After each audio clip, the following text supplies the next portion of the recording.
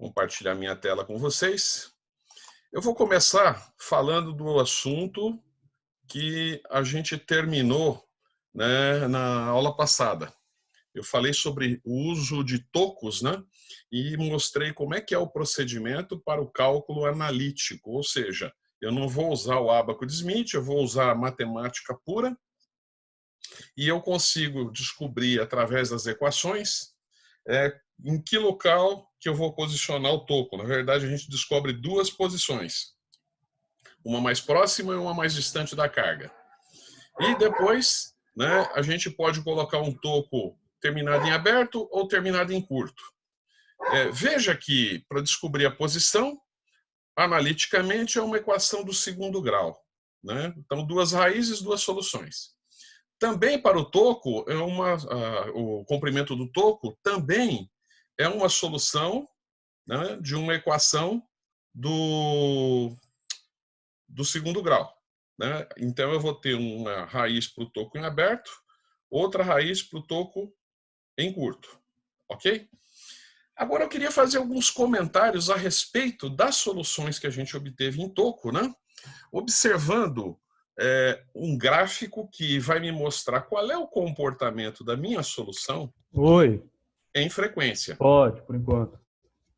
Então, eu estou aqui mostrando duas soluções, né, onde o meu problema projete uma terminação aqui, um toco, de tal maneira a casar uma linha de 50 ohms para uma carga que é RC série, 60 ohms em série com 0,95 picofarad, né, na frequência de 2 GHz. Então, foi resolvido, calculado. Então, eu tenho duas soluções. Ou eu coloco um toco nessa distância aqui da carga, 0,110 lambda, ou eu coloco um toco nessa distância aqui, 0,26 lambda. Apesar da figura parecer igual, né, é só uma ilusão. Na verdade, essa distância aqui é maior que essa.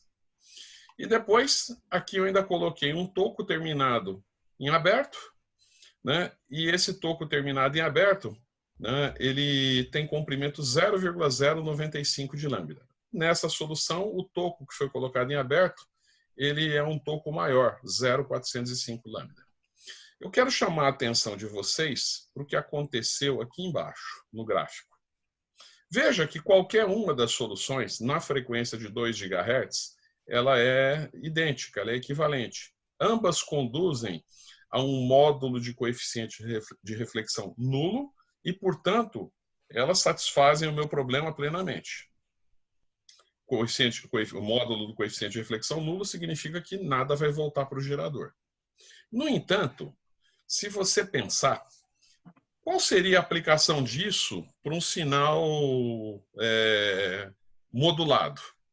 Um sinal modulado, ele não é uma frequência senoidal, ele ocupa uma banda.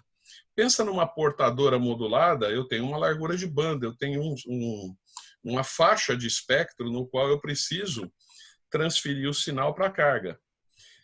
Quando eu olho as soluções, eu vejo que abaixo de 2 GHz e acima de 2 GHz, o módulo do coeficiente de reflexão em qualquer uma das soluções sobe rapidamente.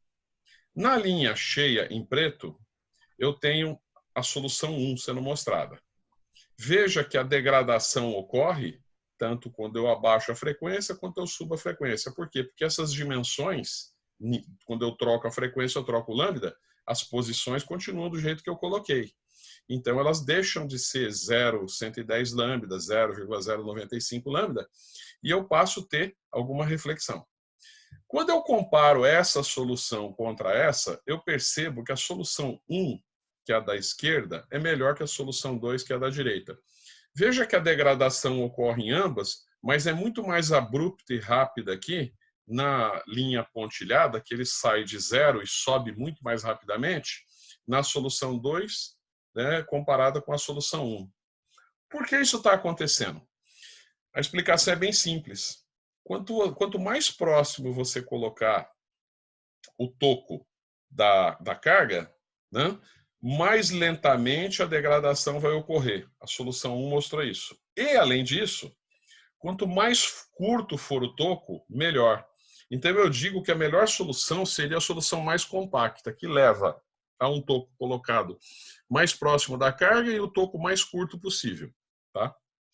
Isso ocorre com um toco paralelo e isso também se repete com toco série. Olha, essa aqui é um problema também de casamento de impedância, onde eu tenho uma carga de 100 ohms em série com 6,37 nanohenry, uma carga RL.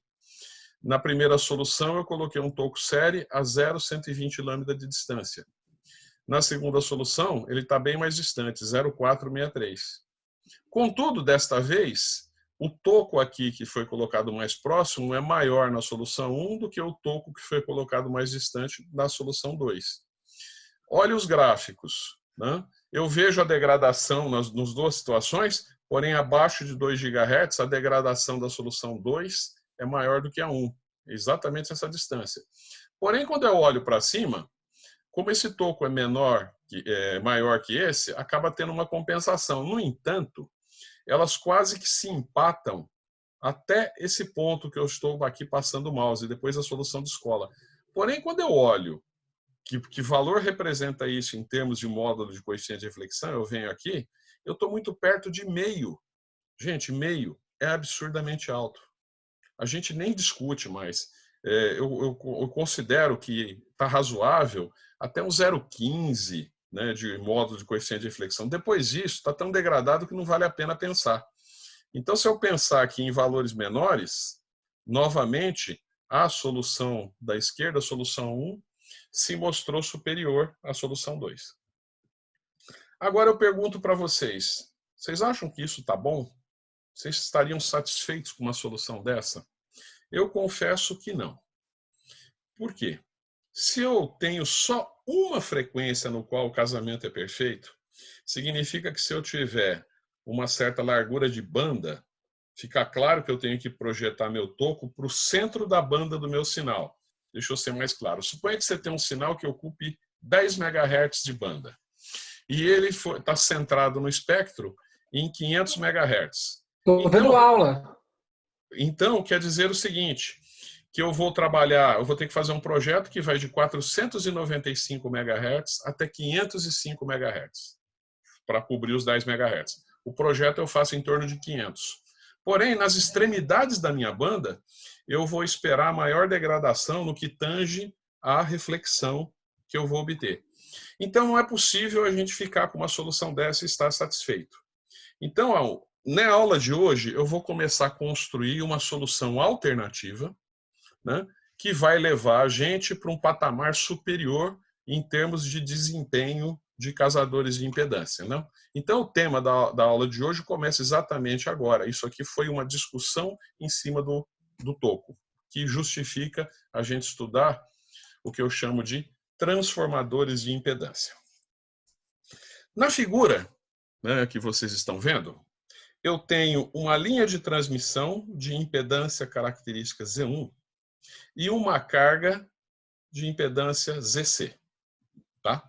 Impedâncias características de linha, apesar da gente chamar de Z1, Z2, você sempre pode pensar que isso vai ser puramente resistivo. Né? Linhas de 50 ohms, linhas de 75 ohms. Né? Então, a impedância característica não me preocupa. A carga pode ser qualquer coisa. Essa técnica que eu vou mostrar, ela vai ser boa para quando a carga for puramente resistiva. Aí você poderia reclamar e falar, mas você está restringindo. Por hora eu estou. Mais tarde eu posso contar para vocês como é que eu posso implementar quando a carga não é puramente resistiva. Mas a título de simplificação no momento, eu vou tratar ZC como um RC, puramente resistivo. Z1 é diferente de ZC. Portanto, se eu ligar direto, vai ter uma reflexão. O que eu vou fazer? Eu vou colocar entre a carga e a linha Z1 um trecho de linha de transmissão, diferente dessa, cuja impedância característica aqui vai ser Z2, e comprimento físico de D metros. Tá? Então, eu crio uma seção de transição que eu estou chamando aqui de 1 tá? O que vai acontecer? Eu quero entender o que vai acontecer com a introdução desse trecho de linha. Eu vou lançar a mão daquela equação que a gente viu lá na primeira aula de revisão, né? Qual é a impedância vista na entrada de uma linha de impedância característica conhecida quando eu coloco uma carga ZC na outra extremidade? Então, se você olhar a impedância Z1 linha, que é a impedância aqui, o que o gerador enxerga aqui Só nesse pensa que eu estou ponto? em aula. Né? Eu vou enxergar ZC refletido nesse ponto. Essa equação está me contando isso. Então, essa impedância vai ser Z2, que é a impedância característica da linha, ZC mais J, Z2, tangente de beta D, Z2 mais J, ZC, tangente de beta D. Sendo beta a característica, a constante de fase da linha Z2, e D, o comprimento físico dessa linha. Se você fizer D igual a lambda sobre 4 na frequência de interesse, o que vai acontecer? Beta é 2π sobre lambda. Multiplica 2π sobre lambda por lambda sobre 4. Né? Você vai ter a simplificação de lambda. Tá? E vai desaparecer um monte de termos aqui. E admitindo que ZC seja puramente resistiva, como eu falei anteriormente, toda essa expressão aqui se simplifica e se torna Z2 ao quadrado RC. Isso é sensacional, turma. Significa o seguinte, que o gerador está enxergando não ZC, mas isso aqui. Tá? Ou seja, eu passei a enxergar isso aqui. Bom, para que não tenha reflexão nessa seção, que impedância que deveria ter aqui? Deveria ser o próprio Z1, para não ter reflexão, correto? Então, o que eu faço é impor que Z2 ao quadrado RC seja igual a Z1. Então, eu vou impor essa condição. Na hora que eu imponho essa condição, a impedância característica do trecho de linha que eu introduzi passa a ser a média geométrica de Z1RC. A gente dá o nome disso de transformador de impedância, chamado transformador de 1/4 de onda. Tá? Eu quero mostrar, eu tenho uma maneira de mostrar bem simples isso funcionando para vocês verem, né? E eu vou mostrar isso, eu posso mostrar no diagrama de Smith que isso funciona. Né? Vamos botar números aqui. Se Z1 for 50 ohms e RC for 100 ohms, por exemplo, raiz quadrada de 50 vezes 100 é 5.000. Vai dar 70,7 ohms, se não me falha a memória. Vamos fazer essa conta aqui, não vamos se arriscar, não. Então, a calculadora a gente faz na hora. Tá? Então, eu tenho 5.000. Deixa eu ver onde é que está a raiz quadrada nessa. Nunca eu me entendo com essas calculadoras da Microsoft, viu? Ah, meu Deus. É tudo bem. Y elevado a x de meio também funciona. 70,7. Pronto. Então, 70,71 é a impedância. Olha o que eu vou fazer, turma. Eu vou pegar aqui o meu ábaco de Smith, né? E vou fazer o seguinte, olha. Vocês conseguem enxergar bem? Eu vou marcar uma carga de 100 ohms. Vou chamar ela aqui de C. Tá aqui, ó. 100 ohms. Não? Só que... Opa, desculpa. Só que eu vou marcar ela numa... Deixa eu deletar que eu fui muito rápido. Eu vou marcar essa carga de 100 ohms numa linha cuja impedância é 70,71, como vocês viram agora. Tá aqui, ó. 100 ohms nessa linha. Que é exatamente isso aqui. 100 ohms aqui. E a linha tem 70,71 ohms. O que vai ser visto aqui? Aqui tem 1/4 de comprimento de onda. Então, eu vou transportar a solução para lá. Eu vou passar o círculo de onda estacionária aqui e vou mandar, né, ele mover isso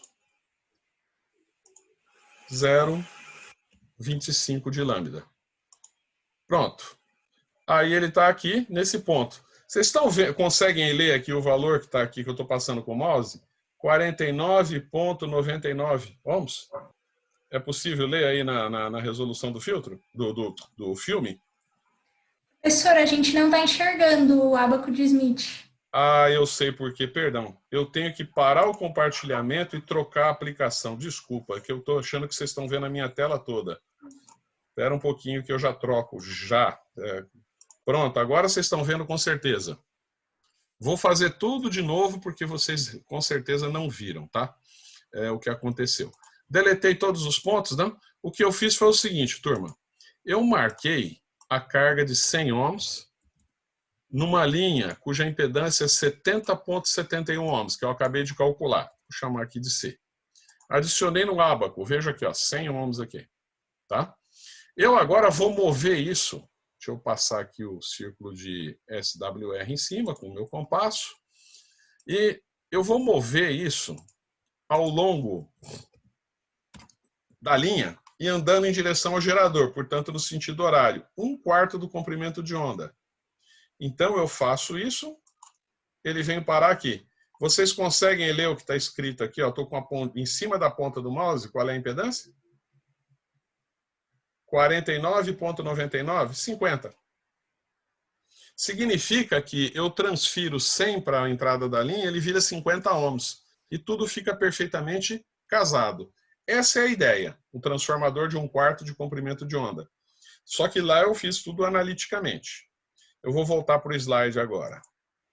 Então, vou compartilhar aqui, prontinho. Então, eu consigo fazer o casamento de impedância, determinando que a linha que eu estou introduzindo tem que ser, a sua impedância característica tem que ser a média geométrica de Z1, que é a linha que eu estou vindo, para RC, que é a carga que eu quero casar. O que acontece se aquele D não for mais lambda sobre 4, ou se ele tivesse um comprimento L diferente de lambda sobre 4? A mágica não iria acontecer. O coeficiente de reflexão na seção 1' passa a ser outra coisa. Então, lá naquela seção, eu vou chamar de gama 1', vai ser a impedância da seção menos E1, a impedância da seção mais E1. Substituindo Z1', a expressão total, e desenvolvendo essa expressão, eu tenho uma fórmula do coeficiente de reflexão para valores onde D é diferente de lambda sobre 4. Tá? Ele vai ser um L aqui, que não é mais lambda sobre 4. Assim, eu impondo, ainda que Z2 seja igual à média geométrica de R1-RC, aquela expressão se reduz a essa, né? E eu posso calcular o módulo. Se eu tirar o módulo do lado esquerdo e o módulo do lado direito, né? Então aqui eu vou ter o módulo desse coeficiente de reflexão. No numerador eu tenho o módulo de RC menos E1. Aqui eu tenho RC, que é puramente resistivo, Z1 também, que é uma impedância característica puramente resistiva. Então isso aqui é a parte real, isso aqui é a parte imaginária. Então eu elevo isso aqui ao quadrado, elevo isso aqui ao quadrado e tiro a raiz, já que é o módulo. Então eu tenho essa expressão aqui embaixo. Avançando ainda mais, eu vou considerar o seguinte, que se a linha tem um comprimento L e a constante de propagação é beta, beta, que é radiano por metro, L é metro, o produto de beta L é um ângulo, é um atraso, é o atraso θ. E também, para tornar mais curtas as nossas expressões, eu não vou chamar mais gama de 1', eu vou chamar só de gama, para ficar mais compacto. Então, o módulo de gama, eu vou substituir na expressão anterior e chego nessa expressão que eu chamo de 1 aqui. Tá? Quando θ se aproxima de π sobre 2, significa que L, né, vai estar próximo de lambda sobre 4, que é a condição ótima de casamento de impedância. Né? Então, essa expressão pode ser aproximada, por quê? Porque aqui eu tenho 1 sobre... aqui eu tenho secante de θ, se eu substituir isso nas vizinhanças, eu posso simplificar e obter essa expressão aqui. Tá? No dia que θ for exatamente π sobre 2, cosseno de π sobre 2 é 0, o módulo do coeficiente de reflexão é 0, que é exatamente a solução que a gente tem na frequência central. Mas, no entorno, eu vou ter esse tipo de resposta. O comportamento do módulo do coeficiente de reflexão versus o ângulo θ que no fundo é beta vezes L, que é uma normalização do comprimento, ele pode ser visto nesse gráfico aqui. Quando θ é igual a π sobre 2, ou seja, d é 1/4 do comprimento de onda, o módulo do coeficiente de reflexão vai ser 0 conforme esperado.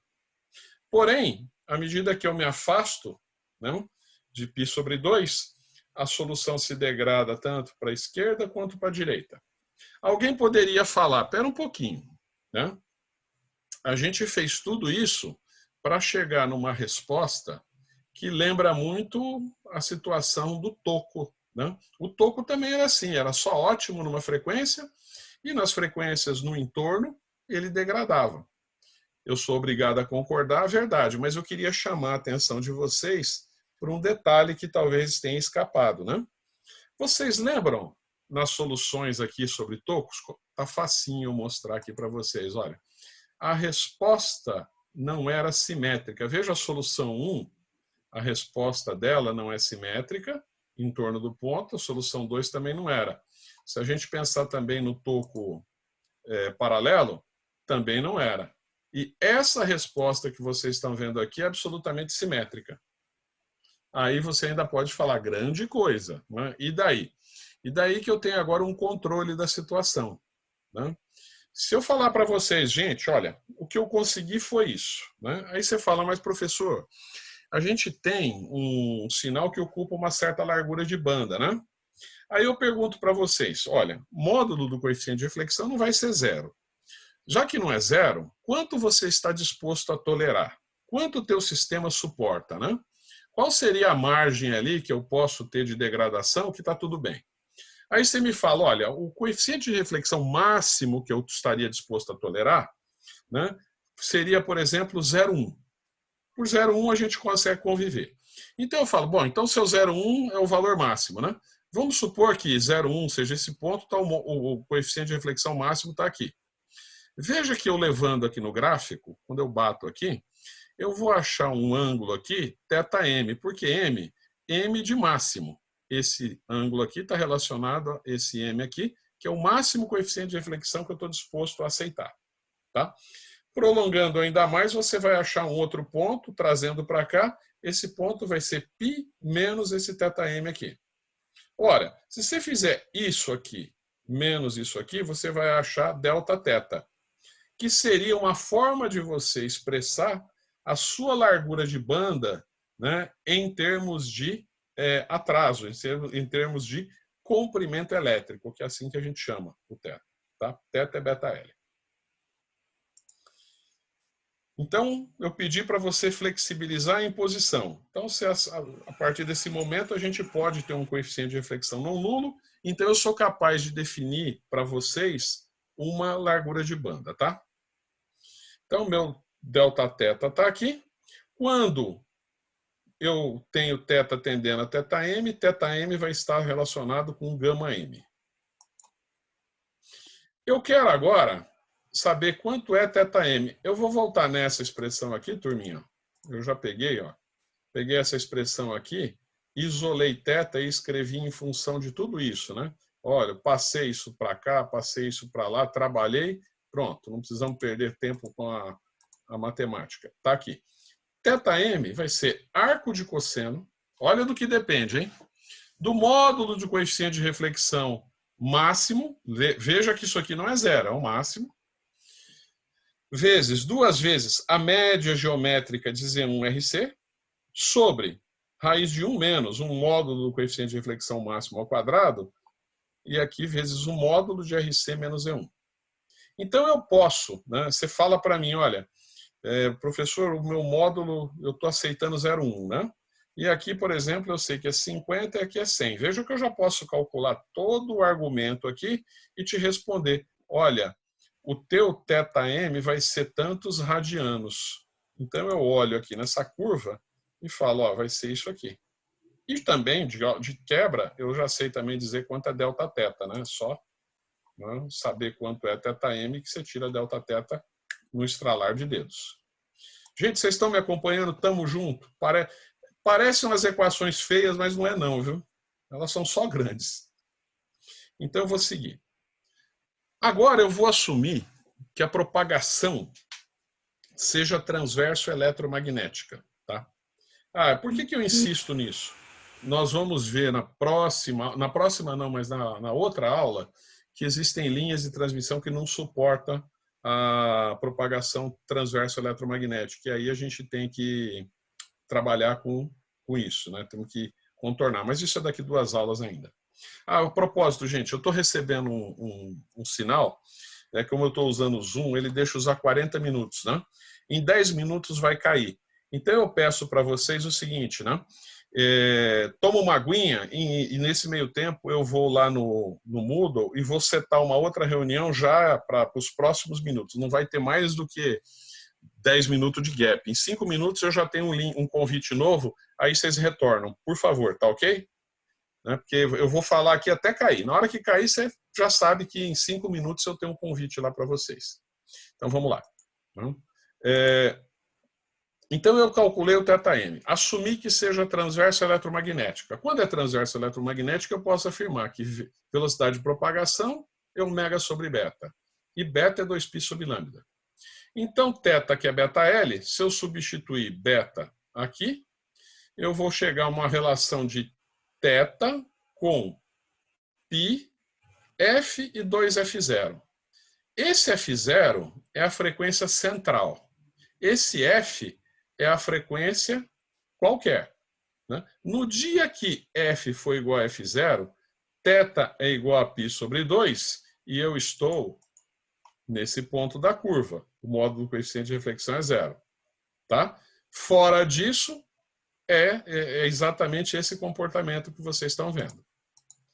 Por enquanto, a gente viu um monte de equação e ainda vocês não devem ter visto vantagem nenhuma. É verdade, mas aguardem que vai ter.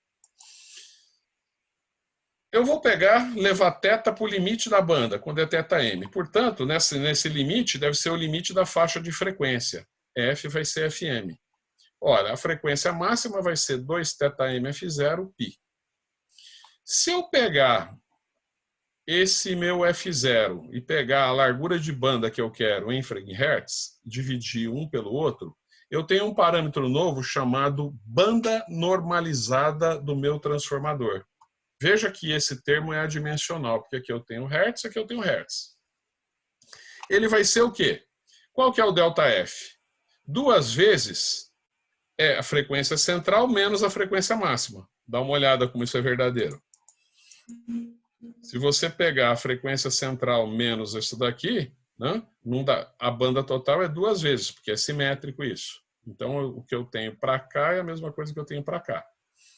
Então, eu tenho como calcular esse ΔF. Dividindo por F0, eu substituo essa expressão aqui dentro e eu tenho como calcular a largura de banda normalizada que eu vou obter. Né? Então, como que seria um problema para poder ser resolvido? Fala assim, olha, se você falar para mim que você quer casar 50 ohms com 100 e está disposto a tolerar um módulo de coeficiente de reflexão 0,1, eu afirmo para você qual é a tua banda normalizada. Aí, se você sabe qual é a frequência central, você sabe qual é a largura de banda em Hertz que você vai ter. Vocês entenderam o uso dessa expressão? Então, a gente está pronto aqui para falar da teoria das pequenas reflexões, tá? Vamos ver aqui, eu estou com 6 minutos ainda. Eu vou gastar um pouco mais que isso. Olha só o que eu tenho. A mesma estrutura agora, eu tenho Z1, Z2, ZC. O meu comprimento físico dessa linha é L, e, portanto, beta vezes L é θ. Tá? Eu vou lançar aqui o gerador uma onda. Ela vem viajando na impedância Z1. O gerador e linha Z1 estão casados. Quando chega aqui, eu estou na seção 1 linha. A impedância aqui é Z2. Bom, uma reflexão vai ocorrer. Se vai ocorrer por essa diferença de impedância. Então, eu tenho um coeficiente de reflexão γ1, que vai ser Z2 menos Z1 sobre a soma Z2 mais Z1. Uma parcela vai se propagar. Então, essa parcela que vai se propagar foi o que chegou multiplicado por um coeficiente de transmissão, que eu estou chamando de T21, porque eu estou indo da linha 1 para 2. Quando essa onda chega na carga ZC, como Z2 e ZC são diferentes, vai haver uma reflexão, cujo coeficiente de reflexão é dado por γ3. γ3 vai ser ZC sobre Z2, menos Z2 sobre a soma dos dois. A onda viajando nesse sentido agora, na linha Z2, encontra de novo a transição para a impedância Z1. Uma nova reflexão γ2 ocorre jogando a onda de volta para cá, e uma parcela multiplicada por um coeficiente de transmissão T12 viaja em direção ao gerador. Então é isso que vai acontecer. Como essa parcela volta, ela bate de novo, vem para cá, e isso é ad infinito. É como se eu colocasse dois espelhos, um de frente para o outro, e colocasse um objeto, né? Eu vou ter a imagem refletida de um espelho, refletida no outro espelho, refletida no outro espelho, isso até o infinito, tá? Se a gente matematicamente calcular o coeficiente de reflexão que o gerador enxerga, né? Aqui são os cálculos individuais, γ1, γ2, T21, T12, né? Se a gente olhar isso, eu posso escrever o comportamento da onda na forma de um diagrama que vocês viram rapidamente numa aula lá em ondas e linhas, chamado diagrama de zigue-zague, por conta dessa figura, né? O sinal que bate aqui, eu vou tomar como referência a fase zero aqui nesse ponto, ele vai até a carga multiplicado por T21 e vai sofrer um atraso de θ radianos, porque esse é o atraso, esse é o comprimento elétrico da linha. Então eu vou multiplicar por e elevado a menos jθ, porque quando ele chegar aqui ele está atrasado em relação a esse ponto aqui. Batendo aqui, vai multiplicar por γ3 o conjunto, chegando aqui ele atrasa mais θ radianos, então eu vou multiplicar por e elevado a menos jθ. Para passar para cá, eu multiplico pelo coeficiente de transmissão T12 e essa onda segue em direção ao gerador. Porém, uma parcela dela se refletiu, segundo o coeficiente γ2, se propagou nessa direção, né? E atrasou mais e elevado a jθ. Tem o γ3 aqui, atrasa mais e elevado a jθ e vem para cá. Do ponto de vista do gerador, o que voltou é a soma disso, com isso e tudo mais que voltar. O gerador é isso, que é a reflexão. Então, quem é o gama global? Seria γ1, que eu admiti que a fase dele é zero, tomei como referência aqui, mais esse termo aqui, ó, que é T12, T21, γ3, e elevado a menos J2θ. Por que 2θ? 1, 2. Certo? Mais, agora esse termo aqui, T12, T21, γ3 ao quadrado, γ2, e olha só, 1, 2, 3, 4, por isso que ele atrasou 4. O próximo termo seria alguma coisa com 6, depois um com 8, atraso, né? E infinito. Tamo junto, turma? Vocês estão me acompanhando ainda? Então tá legal. Passei um pouquinho da metade da aula, tá? Então vamos lá. Eu vou colocar em evidência esses termos, né? E essa série tem uma peculiaridade, né? Dá para colocar nesse formato aqui, ó.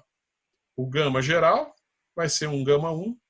Dá para colocar T12, T21, γ3 em evidência, e elevado a menos J2θ, multiplicado por esse somatório que vai até o infinito, contendo o produto de γ2 elevado ao índice n do somatório, γ3 elevado ao índice n, e elevado a menos J2, o índice nθ. Tá? Essa expressão pode ser colocada, por simplificação, numa forma bem compacta. Por incrível que pareça, essa série infinita pode ser expressa só usando esses termos aqui. Agora eu vou fazer o pulo do gato. Eu vou escrever isso aqui e vou me livrar dos coeficientes de transmissão e também de γ2. Por quê? γ2 é menos γ1. Então eu vou vir aqui trocar menos γ2 por mais γ1. Vou colocar no lugar. T21 é 1 mais γ1. Vou colocar aqui no lugar do T21, 1 mais γ1. E no lugar do T12 eu vou colocar 1 mais γ2. Vai ficar só coeficiente de reflexão. E eu chego na expressão exata. O coeficiente de reflexão visto pelo gerador vai ser γ1 mais γ3 elevado a menos 2jθ, sobre 1 mais o produto dos dois gamas, aqui 1 e 3, elevado a menos J2θ, que é a expressão exata. Quando esses dois caras são muito pequenininhos, dá até para desprezar isso. E vou compartilhar minha tela com vocês. E eu parei exatamente, deixa eu ver onde, não, aqui, perdão, tá aqui. Então, eu falava para vocês que, fazendo essas substituições, eu tenho a expressão exata do coeficiente de reflexão ou a expressão aproximada, se eu puder desprezar módulo de gama 1 e módulo de gama 3, se eles forem muito pequenininhos, né? Então, aqui eu tenho a avaliação por pequenas reflexões. Isso é um passo que a gente dá, pequenininho, para chegar nessa situação. Por favor, ninguém caia da cadeira, né? É tranquilo, né? Olha só o que eu vou fazer agora, tá? Eu tenho uma linha cuja impedância característica é Z0. E eu quero casar essa linha com a impedância ZC. Eu vou colocar, não um, mas vários trechos com diferentes impedâncias de linha, né? Em série. Todos os trechos têm comprimento de onda, né? Lambda sobre 4. Todos esses trechos aqui. Eu vou construir com lambda sobre 4. Deixa eu fazer uma analogia com uma coisa que é bem familiar para vocês. Quando a gente tem aula, nós temos aula no bloco I, tô certo? Isso. Isso. Isso é alguma coisa. O que interessa para mim é uma informação, não é no segundo piso? Sim. Normalmente vocês chegam na FEI, estão ali no pátio. Que você precisa fazer para chegar na sala? Você tem que subir uma escada, não tem? Você tem que subir lá 2 lances de escada. Você precisa de uma escada. Por quê? Porque quando você está no segundo piso, você está numa cota, você está numa certa altura. Quando você estava lá embaixo, né, fora do prédio, você estava numa outra altura. Então, imagine que vocês tivessem que acessar a sala e eu construísse uma escada que só tivesse um degrau. O degrau teria a altura de um dos lances, né? Porque são 2 lances de escada, não são? Sim. Olha, alguns de vocês mais atletas até conseguiriam escalar. Bom, também não precisar nem ir lá, porque eu não iria conseguir escalar, então não ia chegar, né? Mas o transformador de 1/4 de comprimento de onda, ele é mais ou menos assim, é como se fosse uma escada com um degrau só. Obviamente, não é uma boa solução para atender todo mundo. O que se faz? Se constrói não um degrau só, mas os lances ali com vários degraus.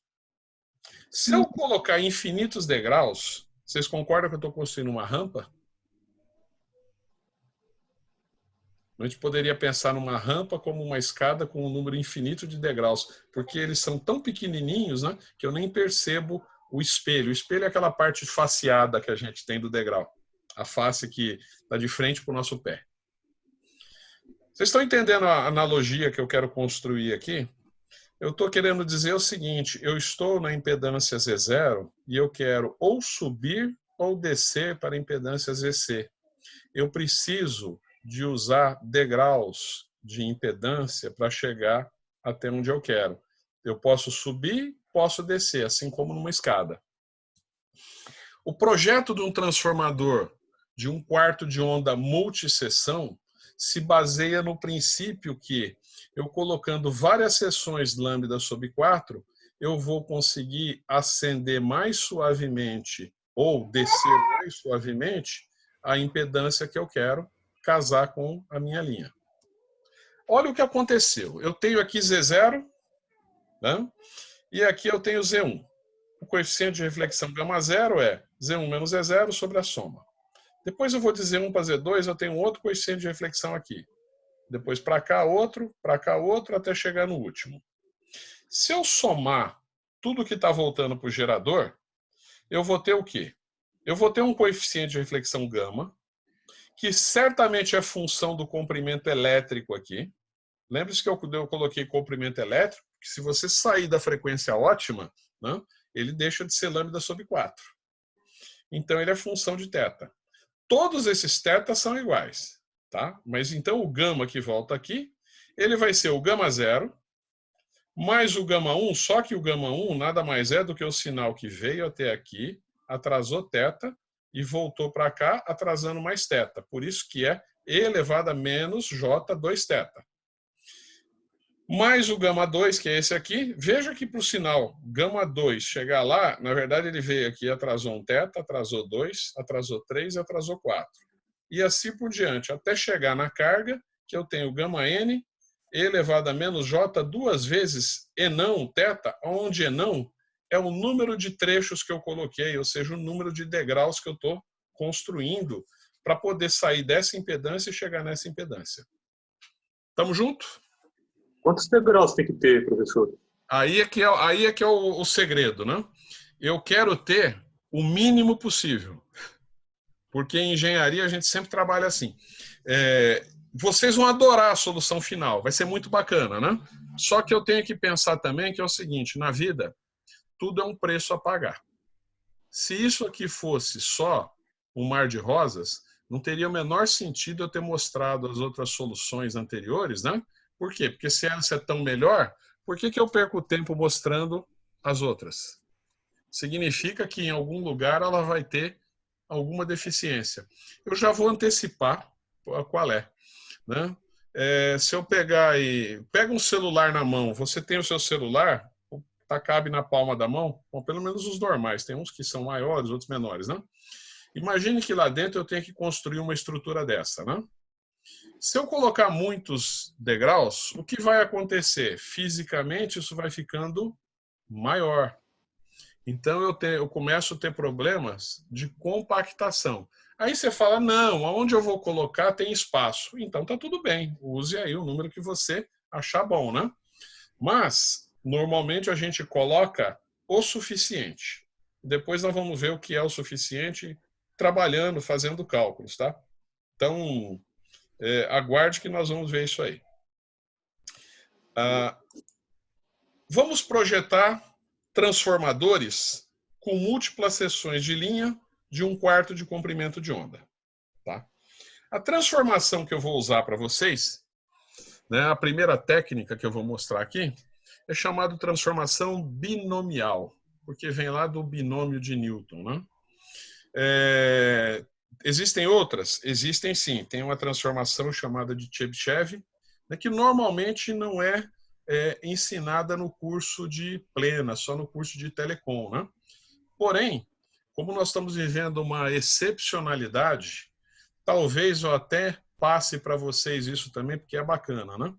E, aliás, já que eu mencionei nisso, né, eu já estou quebrando a cabeça como é que a gente vai poder fazer as nossas avaliações, né, já que não tem P1, né? Então, eu estou pensando aí, depois eu volto a conversar com vocês sobre isso, tá? Então, vamos pensar em coisa mais legal, que é a matéria, senão vocês ficam já preocupados, né? O que é a transformação binomial? Eu vou construir um transformador de tal maneira que ele tenha simetria, tá? Que simetria? Olha essa expressão aqui. Vocês estão vendo que eu tenho gama 0, gama 1, gama 2, blá, blá, blá, até gama n? Eu vou adotar uma simetria da seguinte maneira. Gama 0 igual a gama 1. Gama 1 igual a gama n menos 1, ou seja, o primeiro é igual ao último, o segundo é igual ao penúltimo, e assim por diante. Tá? Então, essa simetria está aqui. Gama 0 igual a gama n. Gama 1 é igual a gama n menos 1. Se eu tivesse gama 2, seria igual a gama n menos 2. Quando eu faço isso, dá para fazer uma fatoração nessa expressão aqui. E ela fica numa forma compacta, como mostrada na equação aqui. Gama de θ vai ser um A. Acalmem-se que esse A, eu vou explicar o que é uma constante. Por hora, nós vamos só falar que é uma constante. 1 mais E elevado a menos J, 2θ, tudo isso elevado a N. Aonde esse não percam de vista e não esqueça, é o número de degraus que eu escolhi. Tá na cara que esse n tem que ser um número inteiro. Você não entra numa escada e sobe e pisa no degrau 2,5. Você tem um degrau, 2 ou 3 ou 4, né? N é sempre inteiro. O A nós vamos falar daqui a pouco. E o θ é o tamanho lá do comprimento de onda, que na frequência central é lambda sobre 4. Então, ou θ é π sobre 2, para aquele comprimento ser lambda sobre 4. Eu vou calcular o módulo, interessa sempre o módulo do coeficiente de reflexão. Passo a função módulo do lado esquerdo, passo a função módulo do lado direito. Do lado esquerdo já está pronto. Do lado direito eu vou fazer o módulo da constante A. Aqui eu tenho um pequeno truque, gente, né? Vocês estão vendo que aqui apareceu um e elevado a jθ, e elevado a menos jθ? O que eu fiz aqui foi o seguinte. Para poder aparecer e elevado a jθ aqui, se eu multiplicar em cima e embaixo por e elevado a jθ, eu não altero a igualdade. Como aqui tem n, eu vou multiplicar por os 2 elevado a n e vou passar aqui para dentro. Então, 1 vezes e elevado a jθn vai cair aqui. Quando eu multiplicar por esse, vai sumir esse 2 aqui, porque um é positivo, outro é negativo, e eu passo a ter isso. Note que vocês devem lembrar que essa diferença, essa soma de exponenciais, lembra muito uma função velha amiga nossa, né? Não lembraria o cosseno, só que está faltando alguma coisa, né? Se eu tivesse um 2 aqui embaixo, isso aqui seria um cosseno de θ. A gente dá um jeito de enfiar um 2 aqui. Na verdade, como isso aqui está elevado a n, então eu multiplico por fora 2 elevado a n dividido por 2 elevado a n. Não altero nada. Esse 2 elevado a n eu jogo para cá, vira só 2 e eu troco isso por cosseno. Ficou embaixo o 2 elevado a n. Eu jogo para cá e eu tenho a expressão do módulo do coeficiente de reflexão prontinha. Tá? Bom, vamos agora determinar a constante A. Eu vou fazer a frequência tender a zero. A minha solução vale para qualquer frequência, inclusive tem que valer para a frequência zero. Nesse caso, ΔL, que é igual a θ, tende a zero. Porque quando a frequência é zero, lambda vai ser infinito, então beta vai a zero. Olha a expressão que eu vou ter. Gama, quando θ é zero, vale 2 elevado a n multiplicado por A.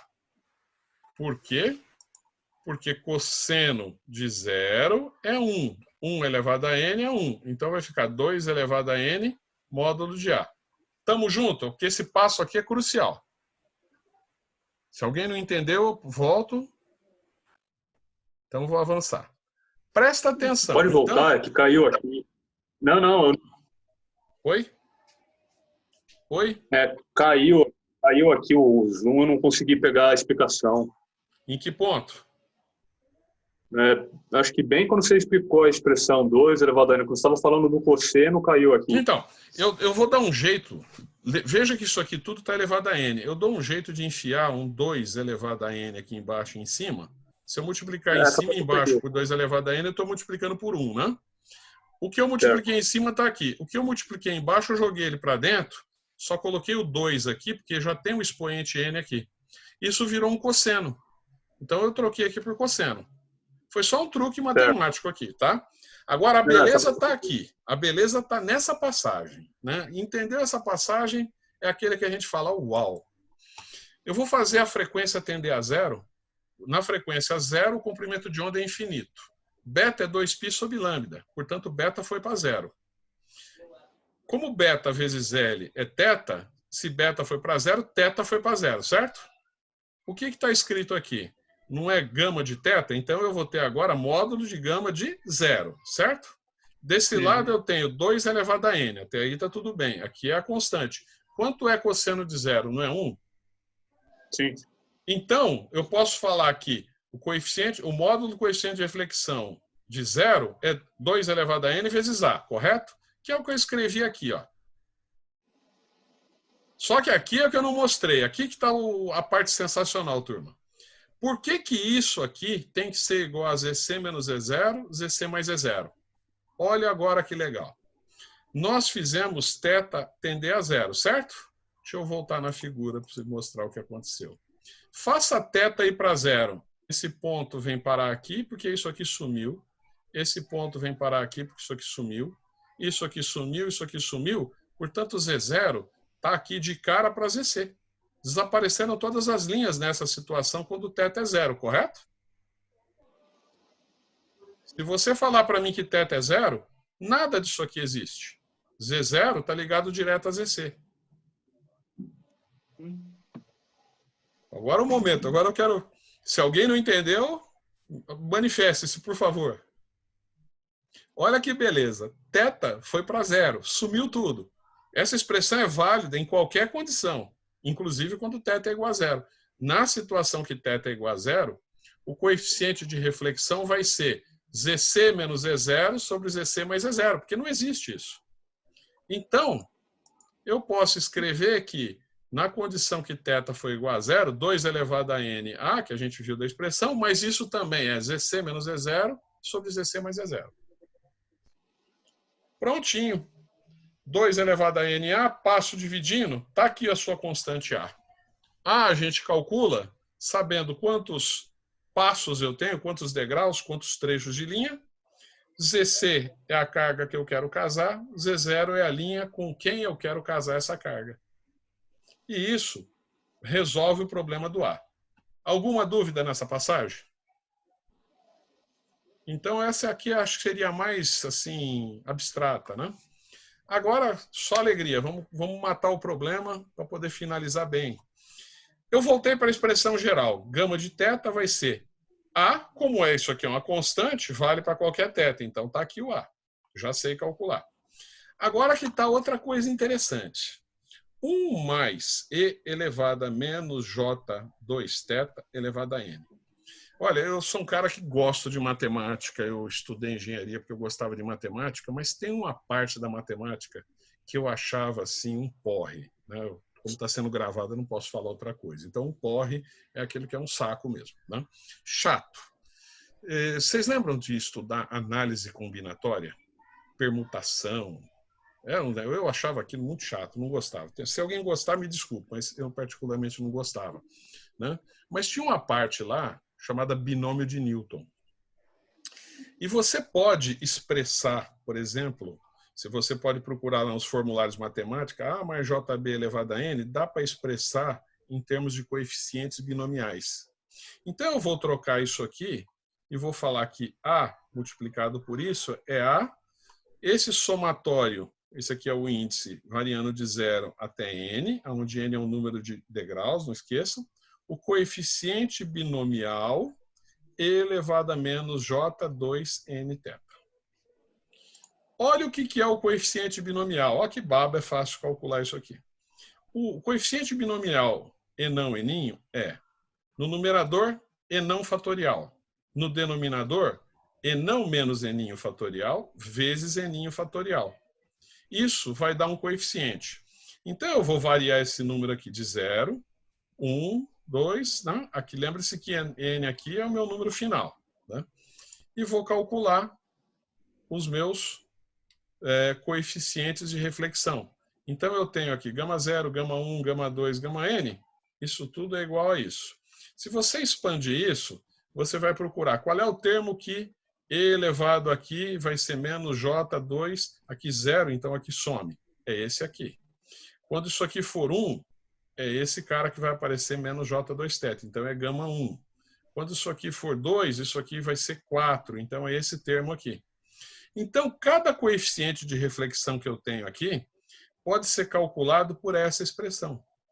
A constante que a gente determinou e o termo binomial, que é a coisa mais fácil de calcular. Tá?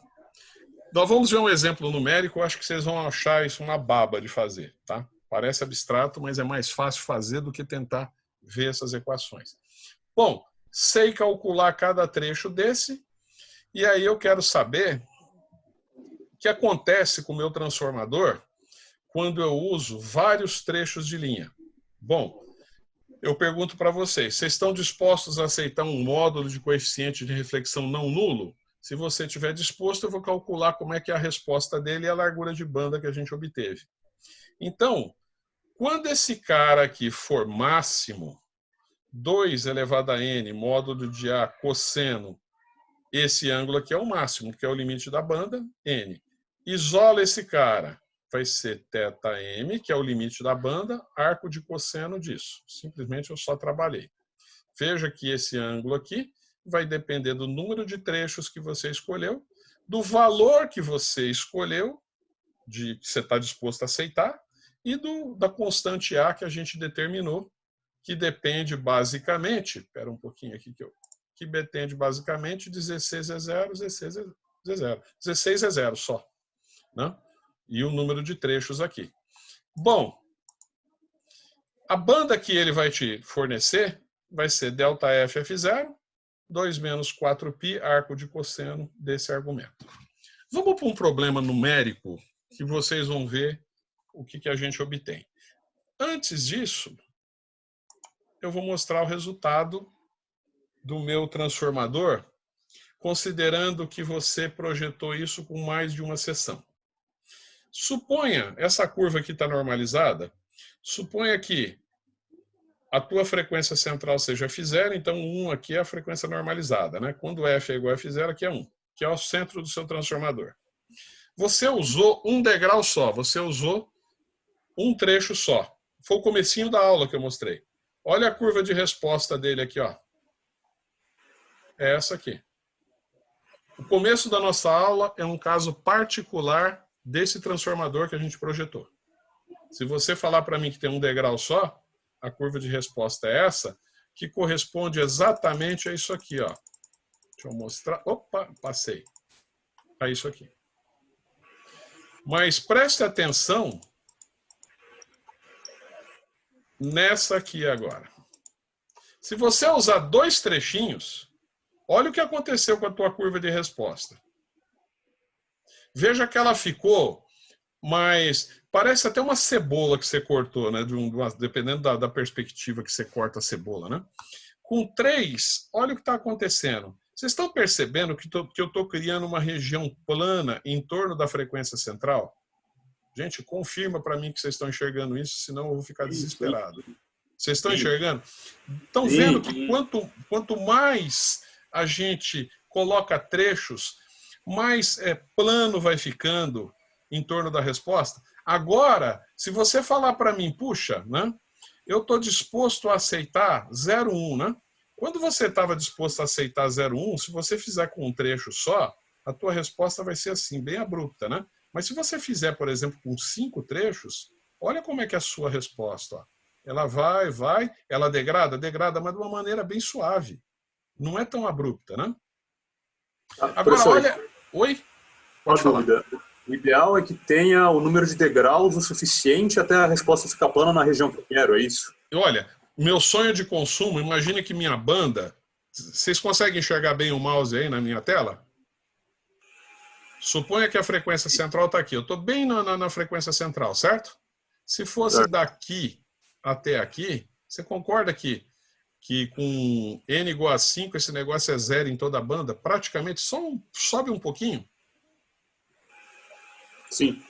Sim. Agora, se a sua banda for um pouco maior, vamos supor que fosse aqui, ó, o início dela está aqui e o fim dela está aqui. Ela é simétrica, né? Como eu só tenho uma ponteira do mouse, o que eu fizer aqui desse lado vale para esse também, tá? Então tá aqui, né? Se você fizer com 5, o módulo do coeficiente de reflexão máximo na tua banda é onde eu botei a pontinha do mouse, lá no eixo vertical na esquerda, né? Mas se você fizer essa banda com 2, veja que já é maior, né? Então, quanto maior for, mais achatado fica. Mais perfeita é a solução. Preço a pagar, o tamanho da solução. Ela vai crescendo. Tá? Então, vamos ver um exemplo numérico para a gente fechar a aula de hoje com chave de ouro. Olha, alguém pediu para projetar um transformador de 1/4 de comprimento de onda com 3 seções. Deixa eu fazer um parênteses aqui. Por que 3 seções? Ninguém falou por quê, mas pediram para fazer com 3. Mas como é um problema só para mostrar a mecânica do cálculo, depois a gente pode discutir como é que eu posso estimar quantas seções seriam necessárias, tá? Por hora esse tá legal. Vamos fazer com 3. Pediu com 3. Que é capaz de prover a correta adaptação, ou seja, o casamento, de impedância entre um gerador de 50 ohms com uma carga de 100. Tá? E ele fala que ele quer um coeficiente de reflexão máximo igual a 0,05. Isso depois eu posso calcular, tá? Se deu certo ou não. Então, a brincadeira é, eu tenho uma linha de 50 ohms e eu tenho uma carga de 100. E eu quero casar com 3 trechos. Projetar um transformador de 1/4 de comprimento de onda significa determine a impedância de cada trecho que você vai usar. É calcular Z1, Z2 e Z3. A gente viu, então, que isso aqui é gama 0, isso aqui é gama 1, gama 2 e esse é o gama C, né, que seria o último, que é com carga. Eu preciso calcular gama 0, gama 1, gama 2 e determinar Z1, Z2 e Z3. Olha que facinho, turma. Como eu falei para vocês, fazer o exercício é mais fácil que entender por que isso funciona. Né? Se pudesse jogar a fórmula, falar acredite e diga amém, né, essa aula não durava 2 minutos. Mas aí não tem graça, aí não é engenharia. Bom, vamos calcular a constante A?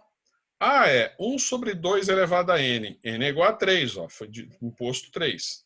ZC menos E0, ZC mais E0. Portanto, 100 menos 50 sobre 100 mais 50.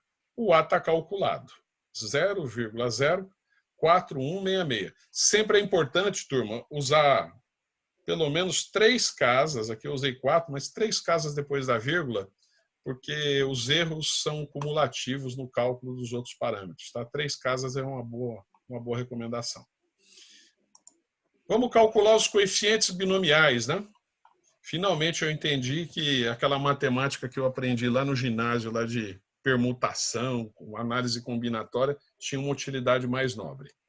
Então está aqui os coeficientes binomiais. C30, como foi calculado, dá 1. C31 e C32, eles são iguais. De posse dos coeficientes, eu vou calcular os coeficientes de reflexão. Gama N é A, C e não N. Então, gama 0 é A, C30. A está aqui. Temos 10 minutos, turma, para a minha meia hora. Vou matar porque eu tenho 2 slides só. Vai dar sossegado. Né? Então, eu tenho A vezes 1. Está aqui.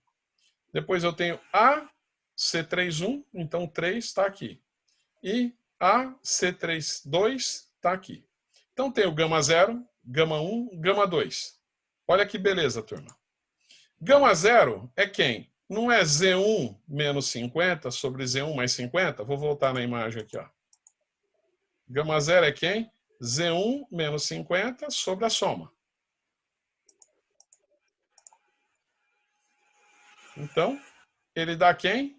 Eu já sei quanto ele dá, que é 0,041, porque eu determinei nesse passo. Dá para calcular Z1 daqui. Pronto, tirei Z1. Veja que Z1 deu 54,4 ohms. Bom, com esse cálculo, com esse número, aqui eu trunquei, era bom 2 casas também, eu vou usar ele para calcular o próximo. Por quê? Quem é gama 1? Gama 1 é 0,125. Mais gama 1 é esse cara, é Z2 menos E1 sobre Z2 mais E1. Então, eu venho aqui, Z2 menos E1, Z2 mais E1 é 0,125. Uso o Z1, que eu calculei no passo anterior, determino Z2. Pronto, 69,9. O último passo é a mesma coisa. Vou calcular gama 2. Gama 2 eu calculei, dá 0,125. Mas quem é gama 2?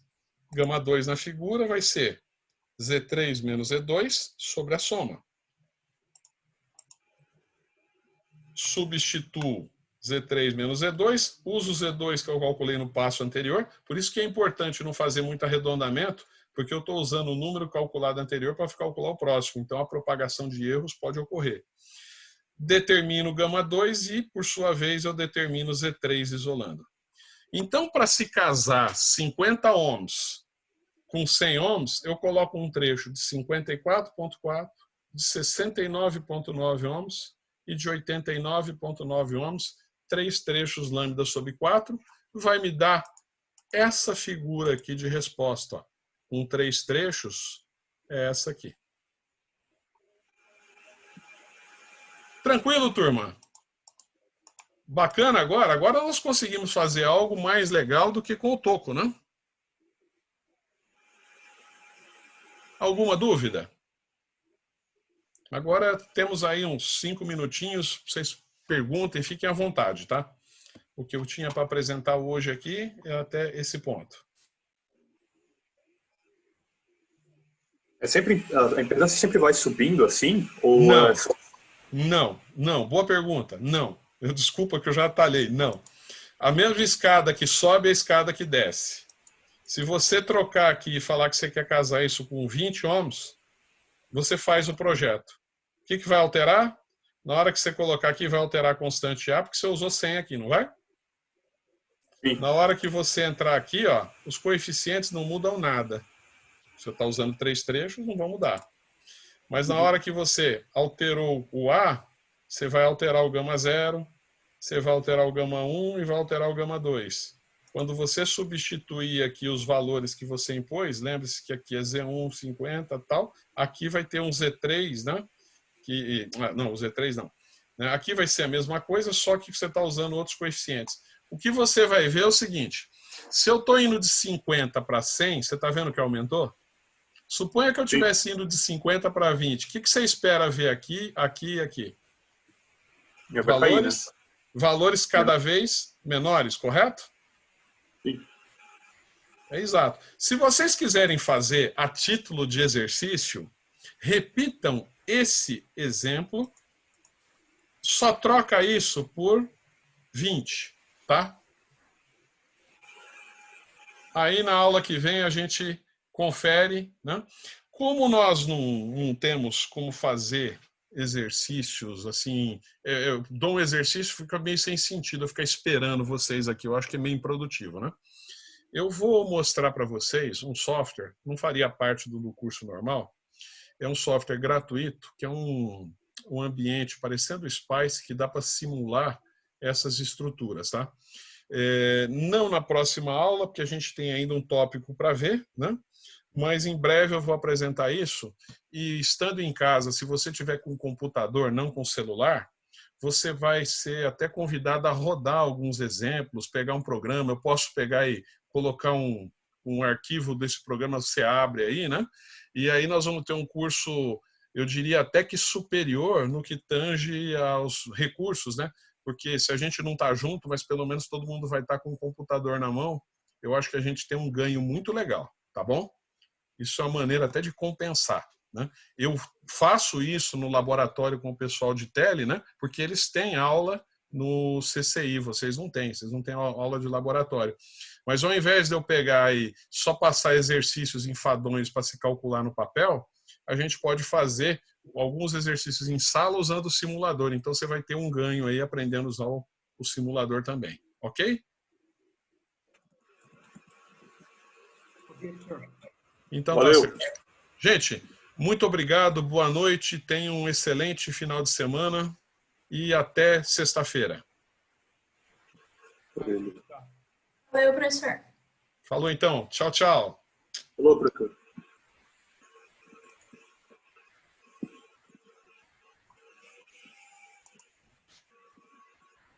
Falou, professor, obrigado. Eu que agradeço, muito obrigado.